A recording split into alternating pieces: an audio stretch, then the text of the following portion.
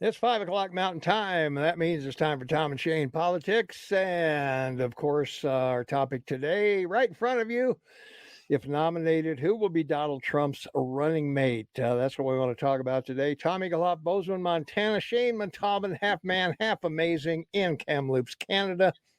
We are the Swiss Army knives of business and politics. And so, Shane, it looks like Trump has got an insurmountable lead. Even if he's in prison, he'll probably still get the nomination. So, who's going to run and why?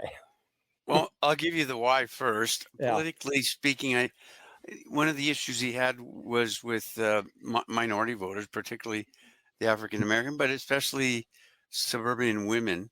And women do constitute 52% of the vote in your country. So politically and policy wise, I would see him picking a woman. They have a great bench of, as to use an acronym. Yeah. They have a great bench of women. These are my choices in order. Christine Good. Ohm. All right. Christine Ohm is the governor of South Dakota. She's a remarkable woman in that she's saved her state from the collapse of the oil industry because of COVID and the Biden policies of shutting down the Keystone Pipeline. So that's a pretty remarkable thing. And she's also worked through what's been a miraculous revamping of the state of South Dakota and the number of people living there. So that's cool. So second to her would be, I believe, Kim Reynolds. She's the incumbent governor of Iowa. We've seen a lot of her, but I like her because of her background and her experience and what her position was. She started in small government, which is everything. She was a county treasurer, and then she took over because Terry Branstad stepped down to become the United States ambassador to China, and then she served in this Iowa Senate. So she's got the background mix of an administrator and politician. Yeah. If I could interject a second. I'll finish, and then you can say. No, you won't. No, you won't. So the next is Sarah. I'll shut you down. I'll shut you down. Sarah Huckabee Sanders is next. Yeah. We know who she is because of her father. She's now the 47th governor of Arkansas, and he was also governor of Arkansas. But so was Clinton from Hope. Joni Ernst, this is a great choice, I think, too, because she's a senator from Iowa. Not that he needs to take Iowa, he'll win Iowa, but she comes across as very in the middle, even though she's a conservative. And I think that's pretty important. Katie Britt, she's a United States Senator for Alabama, so he doesn't need to win Alabama. He will. But she's a possible candidate. And then, of course, finally, Marsha Blackburn. Now we see her a lot on Fox, and she's been a continuous spokesman on Fox with regards to the U.S. Senate for 2 years since she got in. She's from Tennessee, again, another state Trump doesn't necessarily need to pick from because he probably will win it. So off you go, make your comments and tell us who you think you'll pick. Okay. Well, I have to make a correction there to Joni. Well, let's go back. Christy Nome rides a horse, looks great in the saddle, carrying the flag at rodeos and whatever.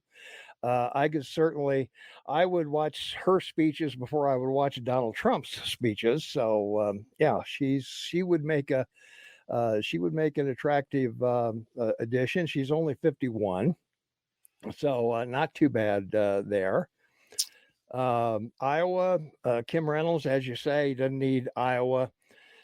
She's getting up in years as well, so I don't know about that, but Governor Huckabee is 40, so she'd be one of the youngest considerations. Her and Katie Britt are 40 and 41 respectively. So there is a possibility for her. The only thing I don't like about her is too much baggage. from being the press secretary, and also, I don't want to sound sexist here, but she's not a photogenic person. I mean, no reflection on her abilities, but it is a visual medium.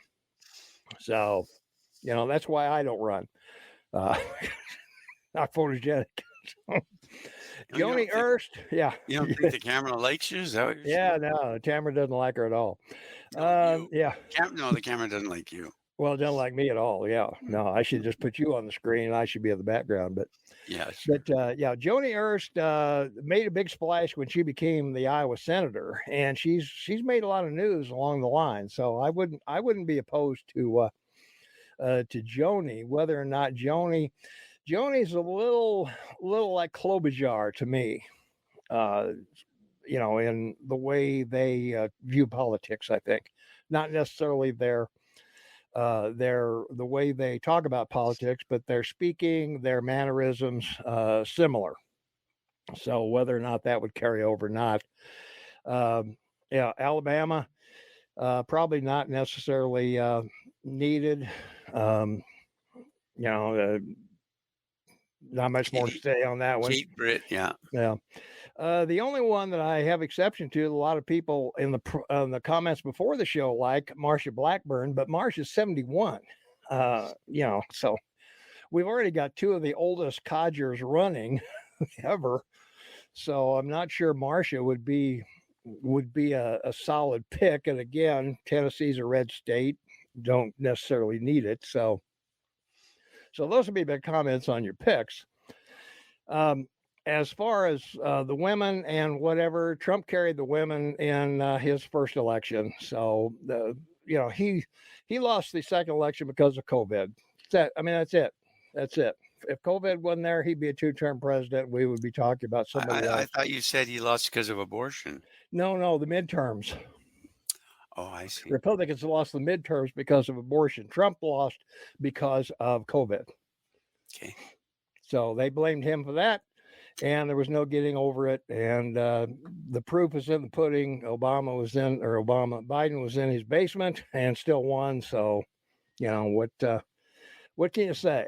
So, if Trump was smart, he would pick a woman like Blackburn of Tennessee, rather.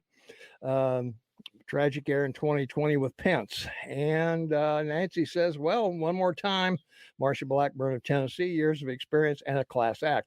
I would agree with all that. The only problem I have with Marsha is her age. That's, just if you're talking about 4 years, she'll be 75.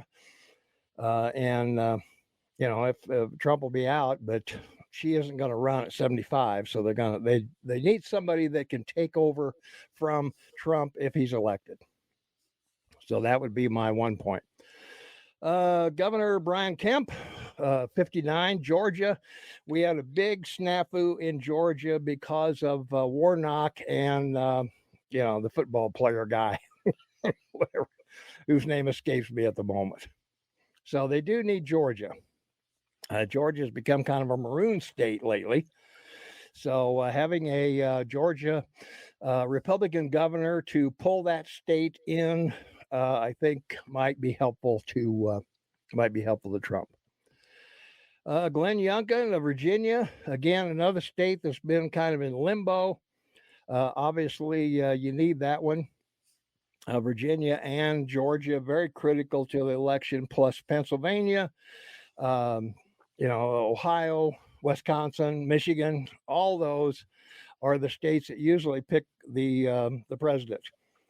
And if I were going to pick a running mate, I think I would go after someone who could bring those states in, and that would be either representatives. I don't believe there's any Democrat senators in any of those states.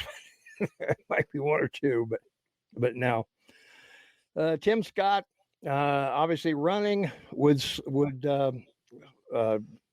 take up the black, but that's such a cliche.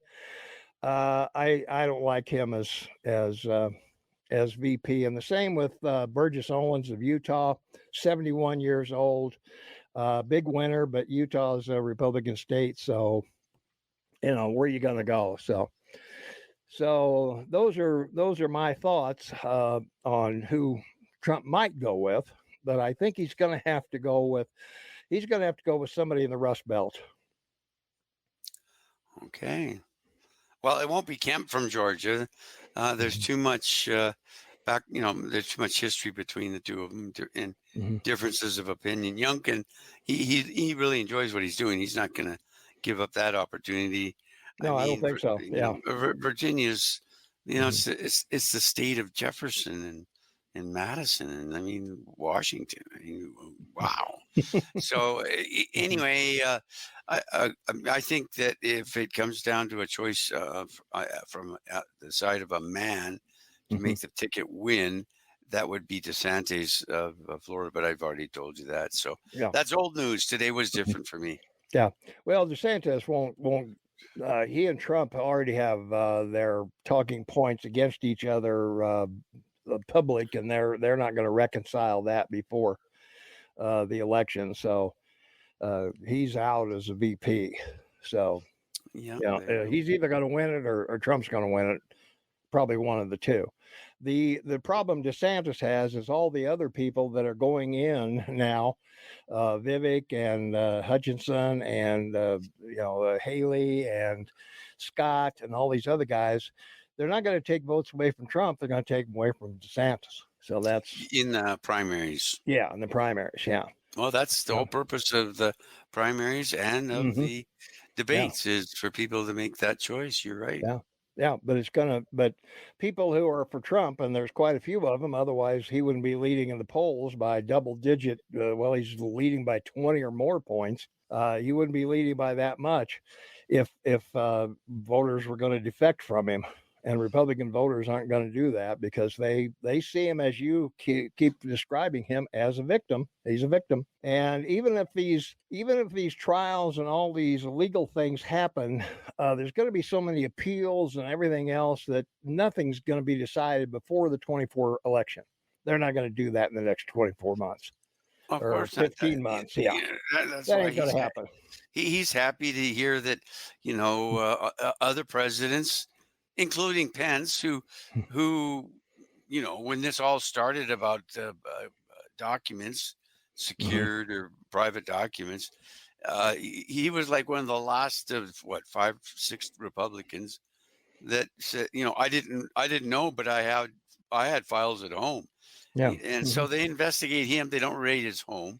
They investigate him in the same time period.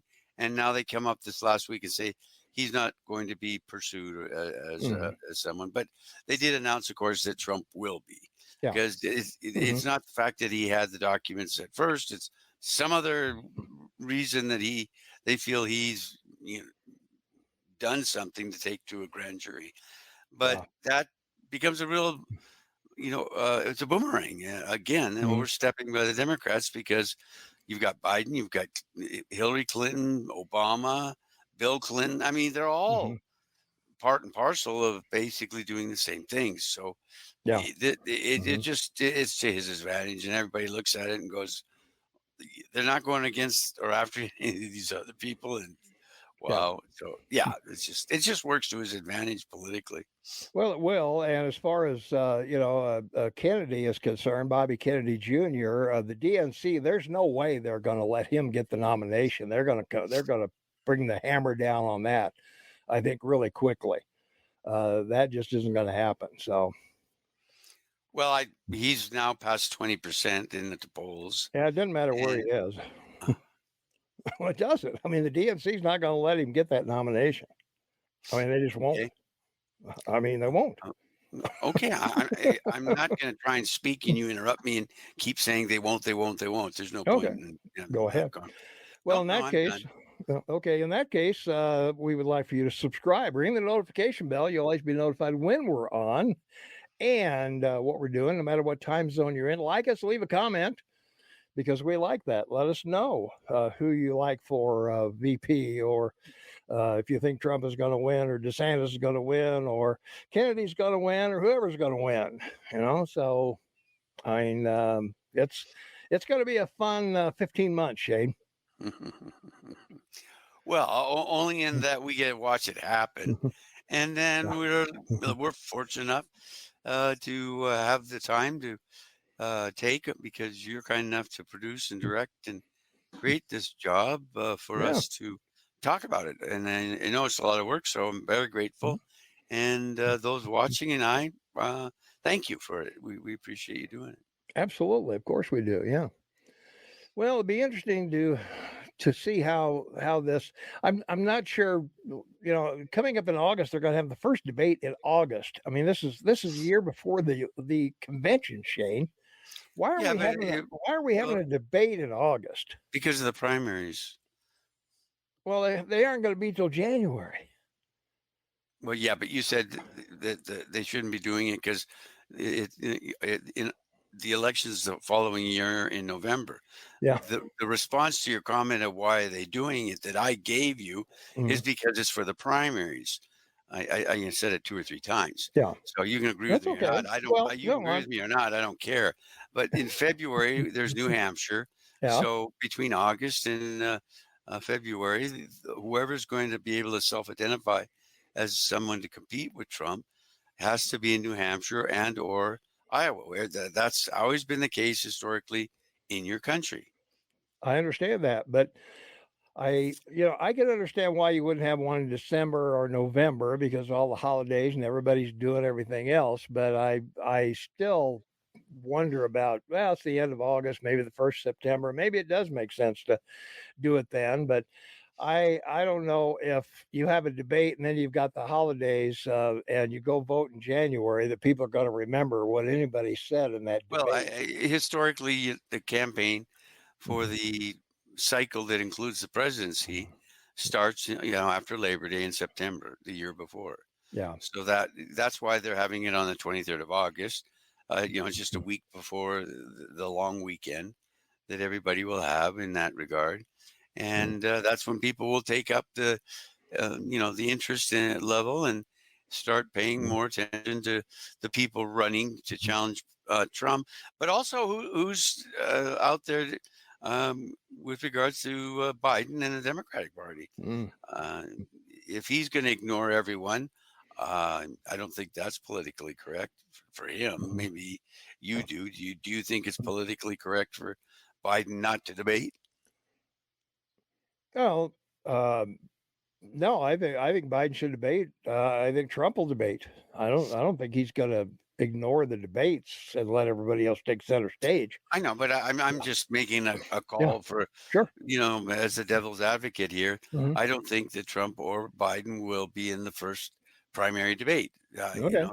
Well. And I'm not sure Biden will even do a presidential debate. So if he's the Yeah. nominee, but I do not believe that he's going to be the nominee. The most likely is Yeah. Gavin Newsom from California. I think I that's was going just to my. say I would tend to agree with that. I think Biden will be primaried out.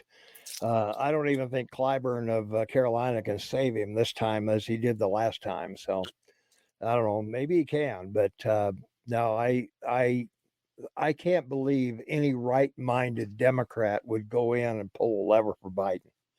I just can't. Well, I they can't did. see that. They did in the midterms. So you Well, know. they didn't vote for him in the midterms. They 22. voted. They voted in They voted favor. Democratic. They Mhm. voted Democratic. They kept a They lot of. voted for abortion. Oh, okay. They did. I mean, it's a known fact. Everybody admits it. It was a done deal. And the same thing is going to happen in 24. Same thing is going to be there. If you think there aren't going to be any abortion questions on the debate on August 23rd, I got a bridge to sell you. Oh, you sold me enough already. Thank you. Okay. Okay, no problem. Yeah. Yeah, there's going to be are you going to sign a national abortion amendment, or are you going to push for a national abortion thing or whatever? I mean, the questions will be endless, Shane. And Well, transgender. and Transgender. What are you going to do with those? all of that is great because the answer is very simple. No, federally, I'm not going to have the federal government involve themselves in any of these issues. These are all for states to take up and decide. People want to challenge individual states' decisions. They have the third leg of government, the Mhm. judicial system, and take the 7 years, spend the 25 million to get your thought to the Supreme Court to decide whether or not it should work. Yeah. And that's the best way to do it. That's how it's better than saying that I can't talk about it because there's an investigation, or I can't talk about it because it's being, it's under consideration for an investigation. It's ridiculous that people are allowed to take an off ramp when it comes to answering any kind of question. So Well, we'll they see how will. they handle. I mean, if they say they're going to pass it on to the states, that's a cop out to the voter. I want to know Excuse what you me. want to do. What did you just say? I say it's a cop out. I heard If you. you pass it on to the states, it's a I cop was Tom. That was rhetorical because what you said was stupid. But that's okay. out. Well, You say a maybe. lot of stupid things. Well, I do, but It's that's not a cop out. First of all, it's the truth. Number one, it's the truth. Number two, that's the way it should be decided by what the I Supreme Court understand that. I'm decides. not arguing with the So they're a states. lot I'm not. smarter than you. Please don't interrupt me. They're a Well, lot smarter than you you. interrupted me. No, I said what you said was stupid. So Well, it's not stupid to send it to the states. It's the Supreme Court did it. And number three, it's a great thing for the right to life movement in individual states. And number four, it's a great way for people to be able to find out about it because the woke media is not covering it. It's a one-sided issue, and it's a terrible side of an issue for them to take. But unfortunately, that's what they do. are you done? Yes, you can usually tell when I'm done. No, no, I can't. Yeah, I stop Sometimes, talking. yeah. Well, When I stop talking, I'm done. okay. Well, you're not. You're not. You keep on going. So, in the first place, I wasn't questioning about the abortion things going to the states. That wasn't what I said. You said it was a cop out. I said if the candidate uses the excuse that it's for the states to decide, that's a cop out on them. It's not an excuse, and it's not a cop out. So I'm challenging you on that because any candidate will say the issue is not a federal one, and it's gone back to the states because of the Supreme Court. And I that's a good understand thing. all that, but So, I understand all that, but the federal abortion is going to come back. It just okay. will. Well, we've already talked about that, and I'm not going to disagree with your opinion. That's Yeah. fine. Well, I'm not disagreeing with your opinion either. Oh, of course you are, but I don't. I'd be surprised if this time in 24 it becomes um, an important issue. I could be totally wrong. I'm not saying you're wrong. I just think that there will be other issues that will seriously be more relevant to people in the moment than that one, that or transgenderism. But both issues are issues they'll try. The demolition party will try to create, like racism and and so forth, to try and create fear and anger of minorities to get them out to vote, and that's what it's for. Nope, the transgender and abortion is going to be the primary topics of August 23rd debate. I would bet. Well, I don't know. Whatever on it. I don't know what platform they're using, so it I don't depends on. either. It Yeah. depends on whether there's one or two or three people asking questions, or Yeah. and it depends on what platform. I mean, clearly Mhm. on Yeah. CNN as opposed to Fox, it would be a totally different approach. Yeah, Um, maybe.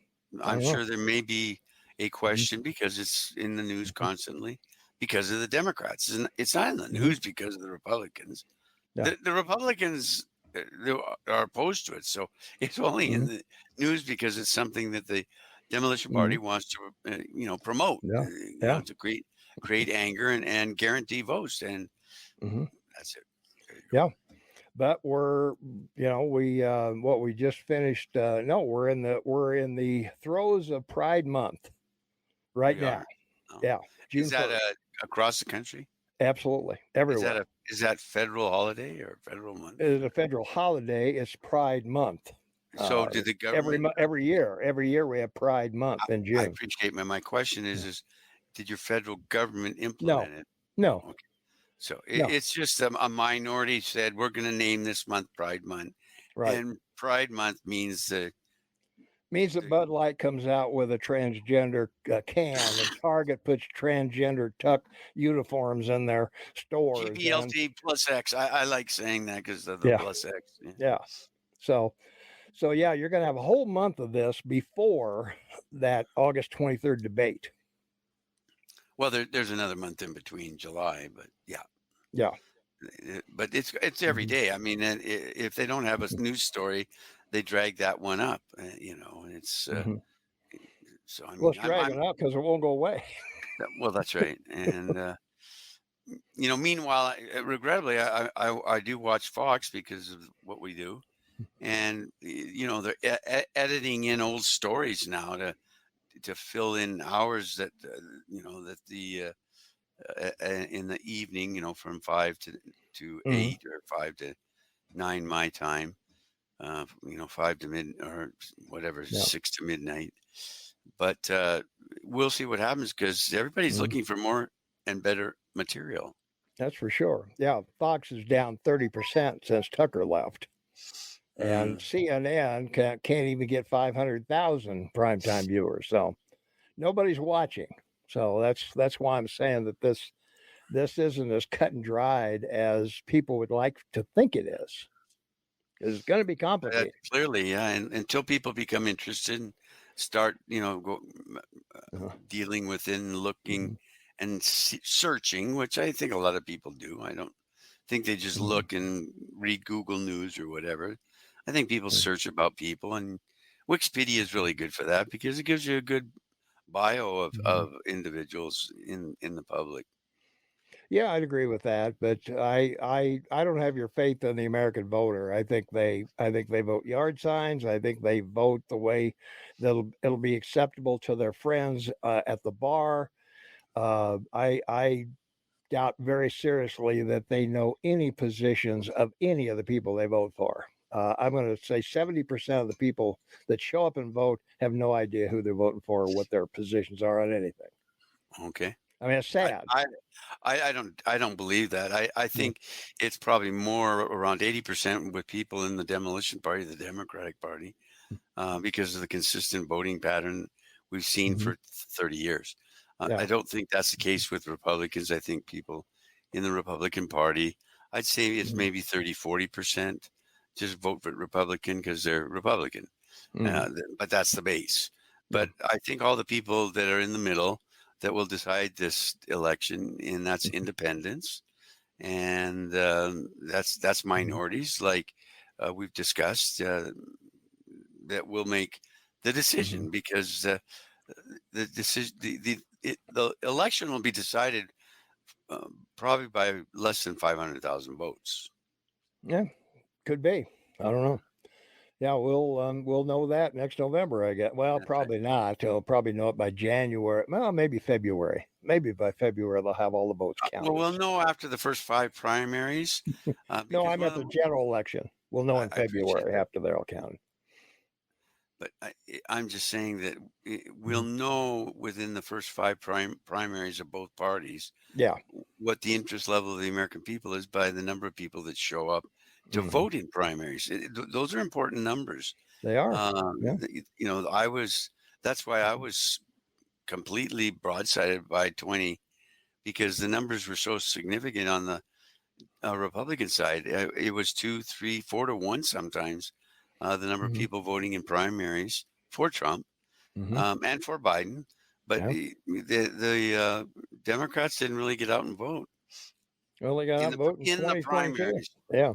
Well, they got out and vote in 2022. That's for sure. So that's where they were. So yeah, it's yeah. I don't know this. I don't think a debate over a year away tells you anything about these people. There's too many things that are going to happen between now and election day. China could invade Taiwan. Ukraine could defeat Russia. Who knows what's going to happen in that period of time, and how the electorate's going to react to that. I mean, it's stupid to have a debate this far in advance. I don't think anybody's going to tune in, and I don't think it's going to affect anybody's vote in January or whatever. You know, if they want to get on TV and have a debate in New Hampshire and in Iowa, be my guest. You know, but I think it's a waste of time to do it nationally. There you go. All right. Well, I think, answered that question in I regards think we have. what may happen here in the next 3 to 4 months. Mm-hmm. And now we'll find out how close we were or if we were right all along. Yeah. All right. Hey, don't forget to subscribe, ring the notification bell, like us. You'll want to know how stupid I am each week. So by all means, ring that bell. You'll be notified no matter what time zone you're in. And don't forget, we are here every Tuesday and Thursday at 5 o'clock Mountain Time. So subscribe, ring the bell, like us, and show up, because we appreciate all of you very much for supporting us and being here and watching us debate our thoughts on various issues, because that's why we're here. You know, if we agreed on everything, that'd be boring as hell, wouldn't it, Shane? So, yeah, where's the fun in that? Well, that's the whole point of it. Yes, as you say. That's right. All right. That's going to wrap it up for us. Hey, don't forget, I've got to remind you about radio. You know that, right? Yeah. Hit your ride. Yeah. That's right. Hit your ride with us on radio. We're on every Saturday, 8 to 11 Mountain Time. You can listen to us live anywhere you are with an internet connection. All you got to do is click listen now. No sign up needed. No, nothing to join. There's no email. You can call us. You can text the show. You can comment in a bunch of different ways. And we have 3 full hours of limited commercial interruption. So you'll love it. I mean, if you want a sample, you can go to KMMSAM.com, click on Tom and Shane's podcast, and our audio podcasts, our video podcasts are all there. So if you want to hear or get a sample of what we do on Saturday, that would be the place to do it. KMMSAM.com. Live it, learn it, love it. That's right. And we have our own professional fact checker. So we're happy that he comes on, and he's very clear on his thoughts and observations, and we have our own great one who calls regularly. Often ends up most often has been the first person for a good part of our shows. That's what he calls. There you go. And he nicknamed us the Swiss Army knives of the radio. Or no, I did that. Oh, that was me. Oh. He gave us knives after that. Oh, okay. At that event we had. At the event, yes. Yeah, if you remember. So, yeah. Well, yeah, I have mine. I have mine. It's on my keychain. Use it all the time, especially the scissors. Yeah, there you go. Linda says, great show. Thanks so much. Thanks, Linda, for watching. We appreciate it. Thanks to all you folks for watching us. We really do appreciate you very much. You're a part of our family. We wouldn't be here if it wasn't for you. So thanks so much for being here. And we really appreciate all of you very much. So thanks for watching, and we will see you on next Tuesday, and we will hear you on the radio on Saturday. Thanks for watching. Bye for now.